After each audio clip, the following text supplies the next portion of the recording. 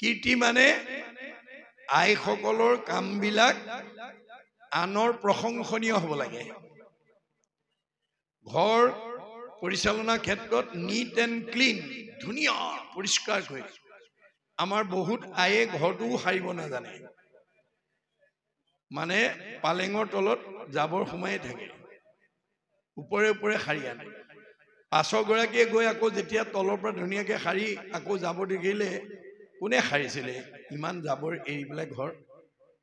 তাতে হয়তো বিতৰ্ক বা মনোমালিন্যৰো অৱস্থা আহি যায়। গতিকে আমাৰ আইসকলৰ কৰ্মবিলাক কেনেকুৱা হ'ব লাগিব? পৰিপাটি, আনে দেখি ভাল পোৱা ধৰণে কামবিলাক কৰিব লাগিব। এইটো 1 নম্বৰ গুণ। 2 নম্বৰ, চিৰি, নিজেও ধুনীয়া হৈ থাকিব লাগিব, ঘৰখনো ধুনীয়া কৰি ৰাখিব লাগিব, পৰিপাটিকে ৰাখিব লাগিব। 3 নম্বৰ, বাক কৈছ, কথা ক'ব জানিব লাগে। আজি আমাৰ বহুত পৰিয়ালত কথা ক'ব নজনাৰ কাৰণে বহুত বোৱাৰীক শাহুৱেকে বেয়া পায়। শাহুৱেকক নিজৰ মাতৃজ্ঞান কৰি কেনেকৈ ভক্তিভাৱে মৰমেৰে কথা ক'ব লাগে, শ্ৰদ্ধাৰে ক'ব লাগে, তাক নজনাৰ কাৰণে বহুত বোৱাৰীক শাহুৱে বেয়া পায়। আকৌ বহুত শাহুৱে নিজৰ বোৱাৰীজনীক নিজৰ ছোৱালীৰ দৰে জ্ঞান কৰি কেনেকৈ মৰমেৰে কথা ক'ব লাগে, কেনেকৈ মৰমেৰে আচৰণ কৰিব লাগে, তাক নজনাৰ কাৰণে বহুত শাহুৱেকক বোৱাৰীয়েকে বেয়া পায়। বহুত নবৌয়েকক দেউৰেকে বেয়া পায়। বহুত দেউৰক নবৌয়েকে বেয়া পায়। কি কাৰণে? কথা ক'ব নজনাৰ কাৰণে। এইটো আমাৰ স্বাভাৱিকতে বহুত পৰিয়ালত হৈ থাকে। আমাৰ বেদে সিদ্ধান্ত দিছে, যিগৰাকী মহিলাই, শাহুৱে হওক বা বোৱাৰীয়ে হওক, কথা ক'ব জানিব, তেওঁক কোনেও বেয়া নাপায়। আমাৰ কথা কেনেকৈ ক'ব লাগিব? আমাৰ বেদত কৈছে, সত্য প্ৰিয় হিত। সদায় সঁচা কথা ক'বলৈ আপোনালোকে যত্ন কৰিব। সঁচা কথা কোৱা মানুহে নিৰ্ভয়ে ক'ব পাৰে, মূৰ তুলি কথা ক'ব পাৰে। আৰু মিছা কথা কোৱা মানুহ তললৈ মূৰ কৰি থাকে, ধৰা পৰাৰ ভয় কৰে, সাহসেৰে কথা ক'ব নোৱাৰে মিছা কথা কোৱা মানুহে। গতিকে আমি সদায় কথাবিলাক সঁচা ক'বলৈ যত্ন কৰিব লাগে। তেতিয়া সকলো পৰিয়ালৰ মানুহে তেওঁলৈ দৰ কৰিব। নাই নাই, মোৰ বোৱাৰীজনী একদম মিছা বুলিলে বহুত বেয়া পায়, বুজিছানে? একদম সঁচাটোহে তেওঁ ভাল পায়, তেওঁক চবেই সমাদৰ কৰে। আমাৰ শাহু বুঢ়ী একদম খাৰাং খাজাৰ, সঁচা, আৰু মিছা বুলিলে বৰ বেয়া পায়। কথাটো মনত ৰাখিব, সঁচা কথা কোৱা মানুহলৈ চবেই দৰ কৰি থাকে। কিন্তু সঁচা কথাটো কওঁতে কেনেকৈ কৰিব লাগিব? প্ৰিয়। প্ৰিয় মানে ভাল পোৱাকৈ। সঁচা কথা কৈছে বুলি গৰ্ব অহংকাৰ কৰি ক'লে নহ'ব, শুনি ভাল পোৱাকৈ ক'ব লাগিব। 3 নম্বৰ, হিত। আপুনি কোৱা কথাটোৰে যাক কয় তেওঁ উপকাৰ হ'ব লাগিব। ল'ৰাটোকে কওক বা ছোৱালীজনীকে কওক, শহুৰকে কওক বা শাহুৰকে কওক, ওচৰ চুবুৰীয়াকে কওক বা বংশ পৰিয়ালকে কওক, আপোনাৰ কথাটোৱে আনৰ উপকাৰ কৰিব লাগিব। আপোনাৰ কথাটোত যদি আনৰ উপকাৰ হয়, কোৱাজনৰ কি হ'ব? পৰোপকাৰায় পুণ্যম, তেওঁৰ পুণ্য জমা হ'ব।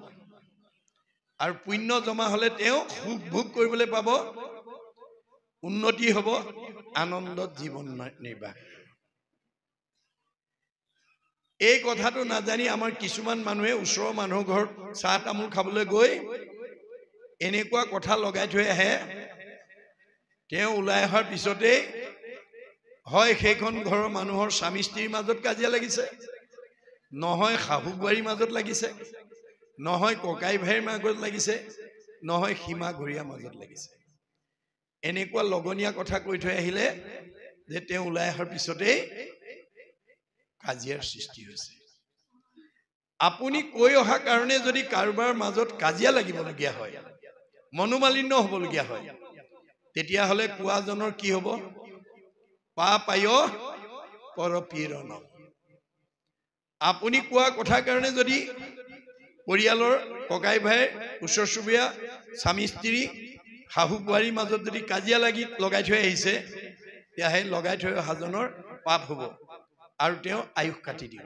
ভগৱানে কথা লগোৱা মানুহে 100 বছৰ ভোগ কৰিবলৈ নাপায় আৰু সুখেৰে জীৱন কটাব নোৱাৰে তেওঁৰ জীৱনলৈ দুখ দুৰ্গতি আহিব মনত ৰাখিব কথাটো সেইকাৰণে আমি কেতিয়াও লগনীয়া কথা ক'ব নালাগে কাৰোবাৰ তেনেকুৱা স্বভাৱ আছে যদি আজি ইয়াতে এৰি থৈ যাব আৰু দেই তেনেকুৱা কথা কৈ আপুনি কাজিয়া লগাব পাৰিব কিন্তু আপুনি আয়ুস কাটি দিব ভগৱানে আপোনাৰ আয়ুস কমাই দিব আৰু আপোনাৰ জীৱনলৈ দুখ দুৰ্গতি নমাই আনিব পাপ হ'ব এই তিনিটা মনত ৰাখিব সত্য প্ৰিয় হিত 4 নম্বৰ ধীতি ধৈৰ্য গুণ লাগিব আমাক আইসকলৰ যদি যিখন ঘৰৰ আইসকল ধৈৰ্য গুণসম্পন্ন তেওঁৰ স্বামী কেতিয়াও বিপদত পৰিব নোৱাৰে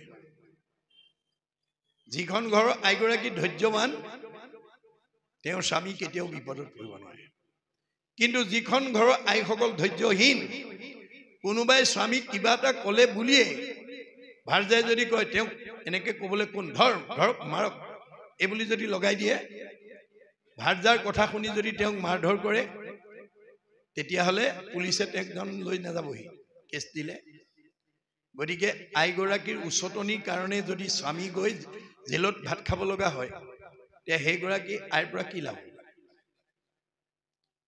সেইকাৰণে আইসকল ধৈৰ্যৱান হ'ব লাগিব ক'ব লাগিব হ'ব দিয়ক কিবা এটা নাজানি ক'লে বুলি আপুনি খং নকৰিব ধৈৰ্য ধৰক ঈশ্বৰে কিবা বিপদ হ'লে ধৈৰ্য ধৰিব লাগিব আমাৰ ধৈৰ্যৰ আদৰ্শটো হৰিচন্দ্ৰৰ ভাৰ্যা শৈবাৰ দৰে হ'ব লাগিব শৈবাই ধৈৰ্য গুণ কেনেকৈ দেখুৱাইছে যে হৰিচন্দ্ৰ ৰজাই ভাৰ্যাৰ লগত কোনো ধৰণৰ আলোচনা নকৰাকৈ সত্যত বন্দী হৈ ৰাজ্য ধন সব বিশ্বামিত্ৰক দি দিলে অৱশেষত দক্ষিণা দিবলৈ পইচা নাই তেওঁ ঋষিয়ে ক'লে ঋষিৰ ওচৰত সময় ল'লে ঋষিবৰ মোক এমাহ সময় দিয়া মই এমাহৰ পিছত তোমাৰ দক্ষিণাটো যোগাৰ কৰি দিম বিশ্বামিত্ৰই ক'লে হ'ব এমাহ সময় দিছো এমাহ সময় লৈ তেওঁ ভাৰ্যাক লগত লৈ উপবনত গৈ পলাই আছে বিশ্বামিত্ৰই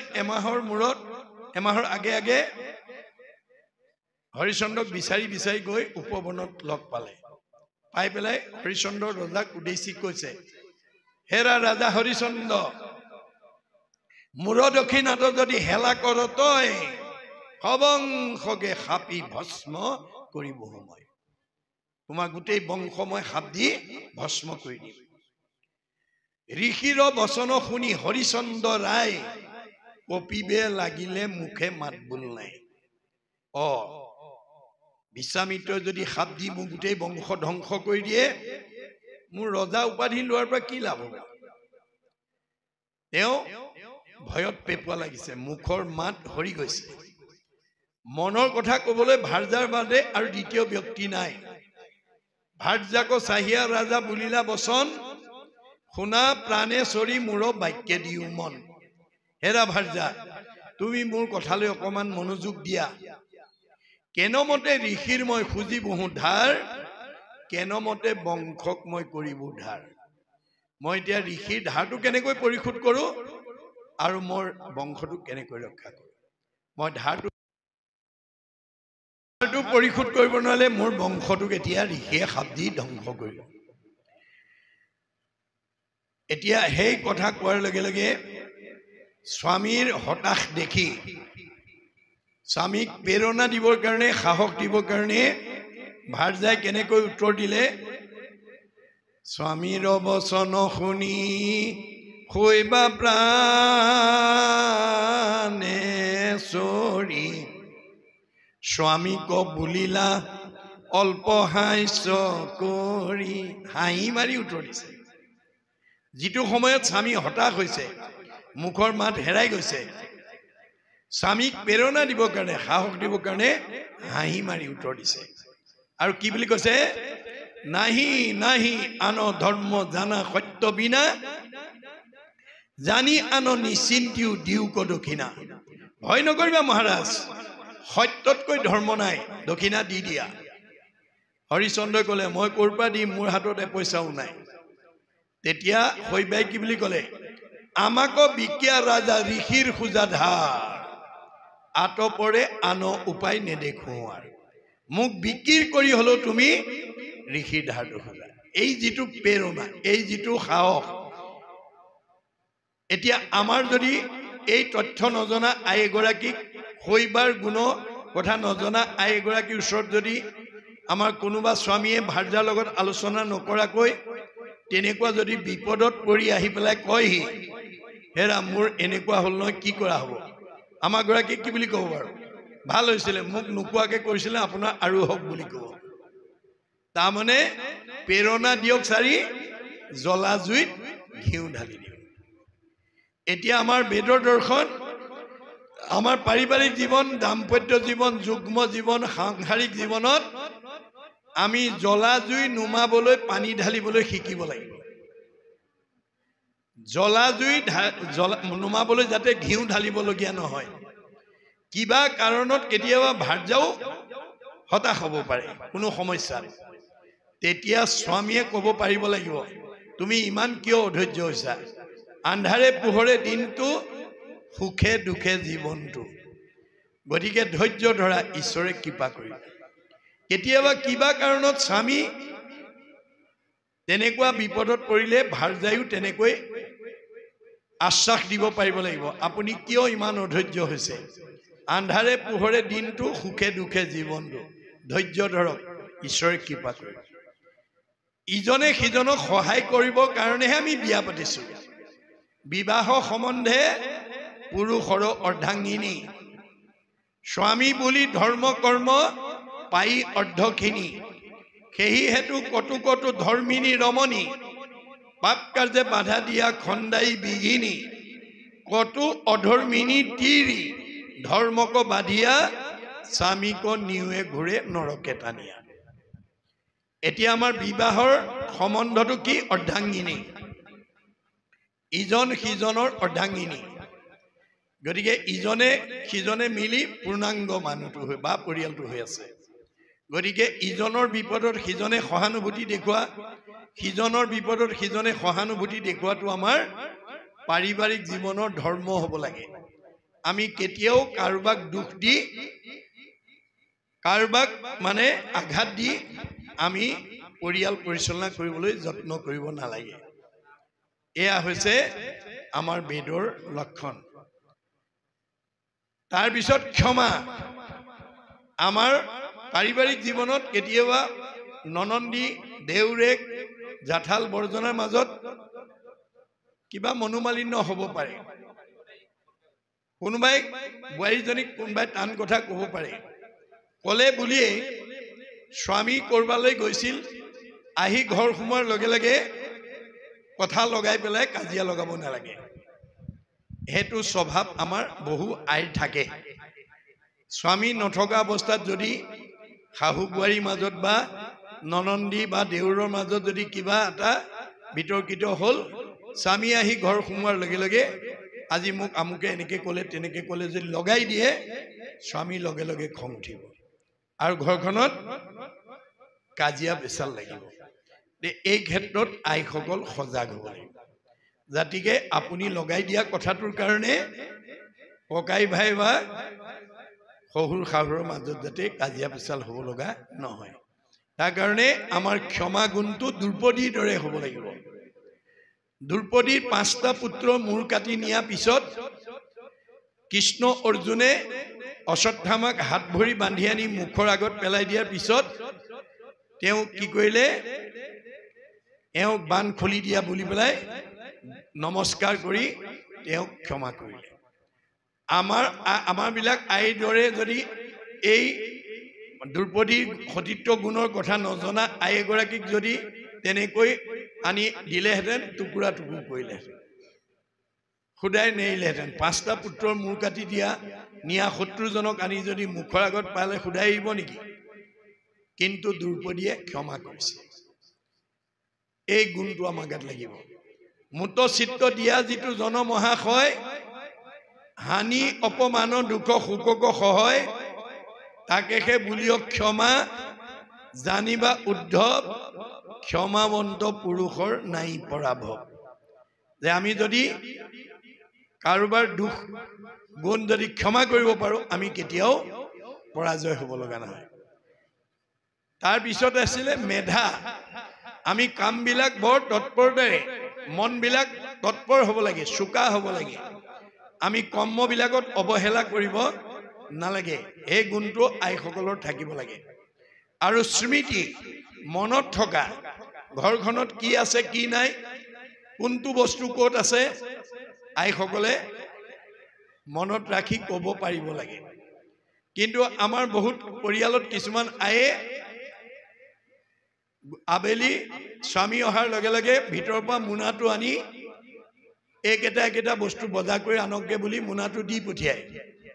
স্বামীয়ে কোৱা মতে বস্তুকেইটা আনি ঘৰ সোমোৱাৰ লগে লগে কয়, আৰু 2টা বস্তু আনিবলৈ ক'বলৈ পাহৰিলোঁ নহয়। চাহপাত নাছিলে, হালধি নাছিলে, বা মানচাদা নাছিলে, পাণ নাছিলে ইত্যাদি। তেতিয়া স্বামীয়ে কি কয়, তুমি একেবাৰে নকলা কিয়? এতিয়া মই আকৌ গধূলিখন বজাৰ কৰিবলৈ যাম নেকি? বিতৰ্কৰ সৃষ্টি হয়। সেইকাৰণে মনত ৰাখি আমি যাতে ঘৰখনৰ অভাৱ অভিযোগবিলাকৰ কথা যথা সময়ত আমি যাতে ক'ব পৰা গুণটো আমাক লাগিব। এই 7টা গুণ যিসকল আই থাকিব, সেইখন ঘৰত কেতিয়াও বিমংগল হ'ব নোৱাৰে, বিশৃংখল হ'ব নোৱাৰে, দিনক দিনে উন্নতিৰ পথত আগবাঢ়ি যাব।